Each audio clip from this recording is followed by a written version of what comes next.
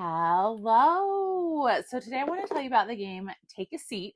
And this was in 25th Century's newest import collection. It was originally done by Salt and Pepper Games, two companies who I absolutely love. It plays 1 to 6 players. So of course, publishers that I really like, a solo mode, I definitely wanted to try this. So the way that it works is everyone is going to get a theater that they are trying to fill up. And the theater has two different sides. So you'll all be playing on the same side. And this is the theater area that you are filling up. And then over here is where you will do all of your scoring at the end of the game. Everybody will have one, like I said, 1 to 6 players. So if you're playing solo, you will use these cards for the solo to determine what they're doing. And then you will have this take a seat board on either side of you, and you will have a colored marker. So I'm green, obviously. So I will mark that this is my side on this card and this is my side on this card, because what's going to happen is on one turn, I'm going to be using this one and everyone will be using the same side. And then on the next turn, I will be using this one and the person next to me will be using the other side of this card. Now, I don't just have to beat the people next to me in order to win. I'm going to be scoring all of my own points and everyone has an equal chance to win. It doesn't matter, oh, I'm just sitting next to someone who's really good or bad at the game, so I have a really easy or hard time. This is used for, you have your own set of bonuses that you can choose how to use. They have their own set, same for both cards.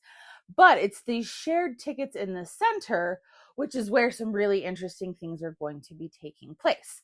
So as you can see, each of these colors of tickets has basically a polyomino shape on it with some circles. What does that mean?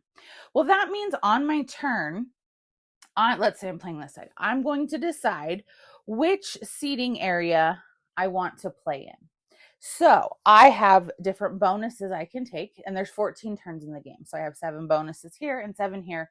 That's how you keep track of turns. So I can choose if I'm going to use a bonus or if I'm going to take points instead. That's my choice. And the bonuses let me do things like rotate this polyomino shape. It lets me add an additional seat to the polyomino shape as a one-time use. It lets me fill a random seat anywhere on my board. So that's how those works. But if I'm like, I don't need to do any of those this time, I can cross out the bonus and just circle points for the end game instead. So let's say I want to play in this green area of my theater. So I'm going to look at this ticket and we're going to say that I decided not to use a bonus and instead I took points. So I have to color out one spot on here like this, and I must now place this remaining shape somewhere in this area that is at least partially in green. It doesn't have to be fully in green, but it has to be somewhat in green. So let's say I do this. So I just filled up this area, and you can kind of block it in however you want, but I just filled in those seats. So that's great. That's wonderful. Then we switch and we do it again. But why are we doing this? Well, for a few reasons. One, there's going to be 4 goals each game, and the first goal is always worth double points, and they're listed here.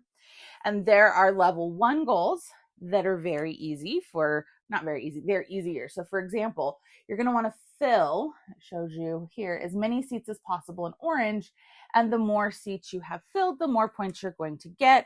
Or maybe for every row or column you have filled, you're going to get some points. Then we go to level 2, and they're going to show some more difficult things that you have to do in those areas to get points. And then level 3 is even more difficult. So you can decide how easy or hard of a game you want to play.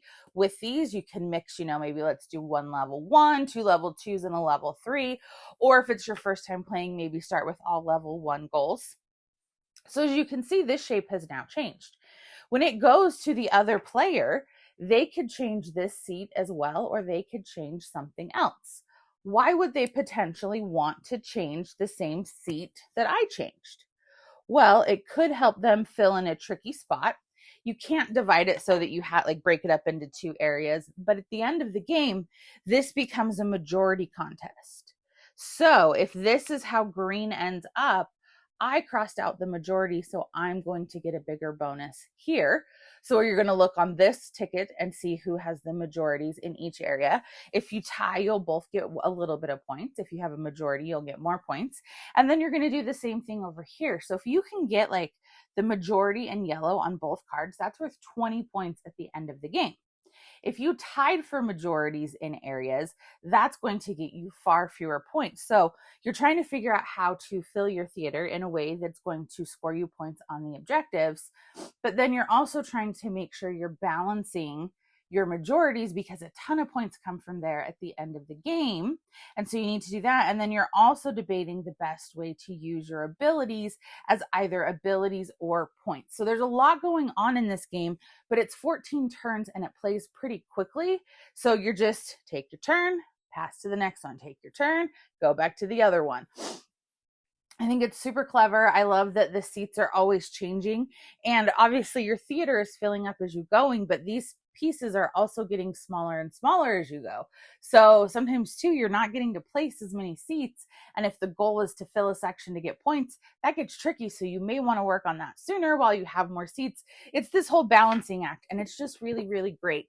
And because it's 14 straight turns, and it plays up to 6 players, it's not getting longer if you play with more players. It's pretty much the same length no matter the player count you play with, which I really appreciate. So it plays in like 25, 30 minutes generally. So I think Take a Seat is really clever. I would love to know if you've played it. What do you think of it? Give me a like and a follow, and I'll keep bringing you more board game content. Thanks. Bye.